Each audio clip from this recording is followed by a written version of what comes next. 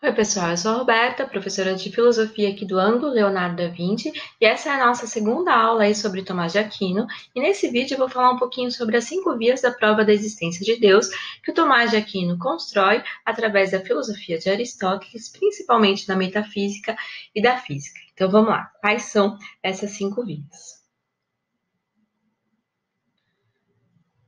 Bom, a primeira via aí é a via do movimento, tá? Este primeiro argumento parte da constatação de que as coisas se movem. Galáxias, planetas, rios, nuvens, homens, moléculas, tudo na natureza está em constante movimento e transformação. E se existe um movimento, existe também aquilo que provoca o movimento. Como, por exemplo, um jogador que chuta uma bola, um raio que incendeia uma árvore ou a força gravitacional que mantém os corpos celestes em órbita. A bola não entraria em movimento se não fosse o jogador que chuta a bola. Tá? A árvore não se auto-incendiaria se não fosse um raio que tivesse caído nela. E também os movimentos dos corpos celestes em órbita não aconteceriam se não fosse a força gravitacional.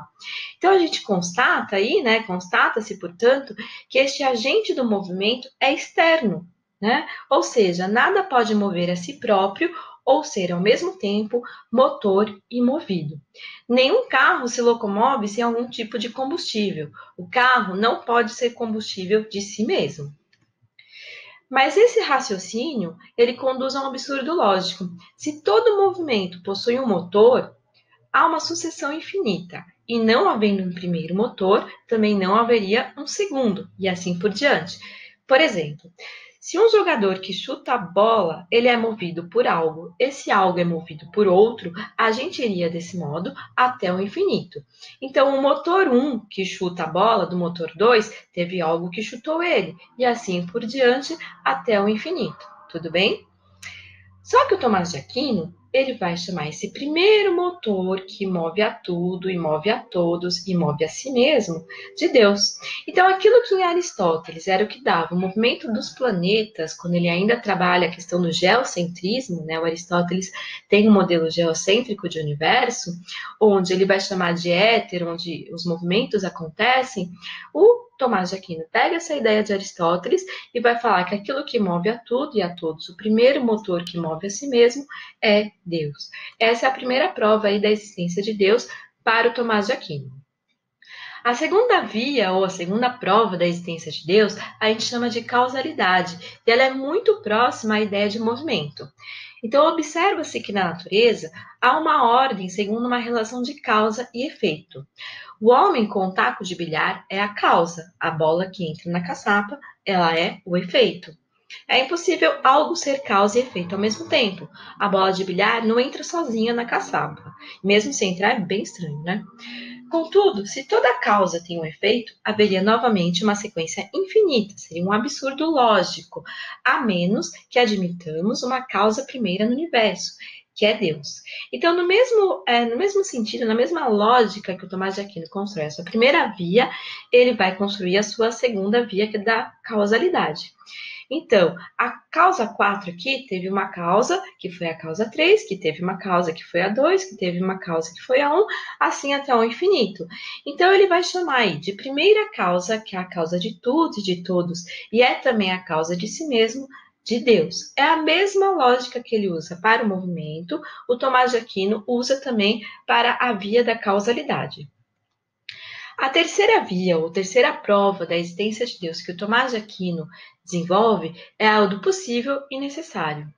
As coisas podem ser e não ser. Todas as coisas que conhecemos e nós mesmos não existimos para sempre. As coisas nascem, se transformam e morrem. Em outras palavras, somos seres contingentes. Porém, isso nos leva a pensar que houve um momento em que nada existia, um instante de puro nada que os astrônomos atualmente localizam antes do Big Bang e que deu origem a tudo que há no universo. Para que o universo saísse da mera possibilidade, da mera potência, né, para a existência, é preciso imaginar que algo tenha provocado isso. Caso contrário, o nada persistiria como nada. Então, houve algo que deu aquele estalo inicial aí para poder a existência aí surgisse do mundo, né, e das coisas. Então, consequentemente, entre todos os seres possíveis que podem ser e não ser, é razoável acreditar que haja um que seja necessário, isto é, não contingente, é aquele que deu o chute inicial aí. Como necessidade precisa ser causada, retorna-se ao absurdo das cadeias causais infinitas, lá da primeira e da segunda via, né? Do segundo e do primeiro argumento, a menos que Deus exista como necessário por si mesmo. Então, desse modo aqui, pessoal, na nossa terceira via, na nossa terceira prova da existência de Deus sobre Tomás de Aquino aí, que é a da necessidade, Deus é necessário por si mesmo e ele sempre existiu, tá? Ele foi o primeiro aí, causador de tudo, a colocar tudo em movimento. A nossa quarta via, ou quarta prova da existência de Deus, diz respeito aos graus de perfeição. O Tomás de Aquino escreve o seguinte: encontram-se nas coisas algo mais ou menos bom, mais ou menos verdadeiro, mais ou menos nobre e etc. Por exemplo, fulano é mais legal que Beltrano, o banco A é mais confiável ou confortável que o banco B, e etc. A gente precisa de ter parâmetros para afirmar o que é o melhor e o que é o pior, o que é mais perfeito do que outro. Então, quer dizer que para afirmar que uma coisa é mais ou menos em grau de perfeição, é preciso ter algo como parâmetro comparativo, dotado de perfeição absoluta, como um quente absoluto que permite dizer que esta água está muito quente e aquela apenas morna. Dentro desses graus de perfeição, o Tomás de Aquino conclui o seguinte: existe algo que é, para todos os outros entes, causa de ser, de bondade e de toda a perfeição.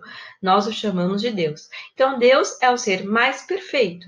E por que ele seria o mais perfeito, né? Da onde que ele tira essa ideia? Vamos voltar aí a Aristóteles novamente. Então, para Aristóteles, as substâncias elas se dividem em compostas e substâncias simples. As substâncias compostas elas são formadas por matéria e por forma, em potência e átomo. A matéria, por exemplo, do ser humano seria o corpo e os órgãos, e a forma é a nossa forma de ser humano. Na nossa matéria, a gente já contém a potencialidade de tudo que a gente precisa para viver. A gente já tem a potência do uso da razão, a gente já tem a potência do uso da visão, da audição, tato, paladar, olfato. O que a gente precisa fazer é colocar tudo isso em ato. Por exemplo, todos nós temos a potencialidade de aprender árabe. O que a gente precisa é colocar essas potências, que é o uso da razão, a fala, a audição, e ir atrás, buscar conhecer o que é a língua árabe, por exemplo. Ao conhecer a língua árabe, a gente colocaria essa potencialidade em ato, tá? As substâncias simples, elas são puro ato, é puro ser. Elas já têm todas as suas potencialidades em ação. E elas são chamadas de essência pura. O Tomás de Aquino pega essa ideia de substância de Aristóteles e vai dizer que a substância mais simples, mais perfeita, que é puro ato e essência pura, é Deus. Pessoal, chegamos na nossa quinta via ou quinta prova da existência de Deus, que é a prova da finalidade. A quinta e última via trata dos seres que se movem em uma direção, que possuem uma finalidade, o que é facilmente verificável na vida na Terra, que progride rumo a maiores níveis de organização, desde simples bactérias até modernas sociedades humanas. Essa via, o Tomás de Aquino também pega de Aristóteles, que tem toda uma filosofia teleológica, que é uma filosofia pensando na finalidade das coisas, na finalidade do ser. Por exemplo, a ética de Aristóteles, que nós vimos o ano passado, no finalzinho do primeiro ano do ensino médio, vocês viram que era uma ética em busca da felicidade, tudo bem? Então, também é uma ideia que o Tomás de Aquino toma ali emprestada de Aristóteles. Então, Tomás de Aquino usa como exemplo o arqueiro. A flecha só parte em direção ao alvo porque existe o arqueiro que mira e dispara, isto é, porque há uma inteligência guiando a flecha. O arqueiro do universo, por assim dizer, seria Deus. Afinal, ele é onisciente e é onipotente e já conhece a finalidade de cada ser. Turminha, essas são as 5 provas ou as 5 vias, né, da existência de Deus para o Tomás de Aquino. O nosso vídeo se encerra aqui. Eu deixei para vocês um material de apoio. Tem também um material aí que é a história de Tomás de Aquino em quadrinhos. Eu espero que vocês tenham um bom estudo aí e que todos estejam bem. Cuidem-se e até a próxima!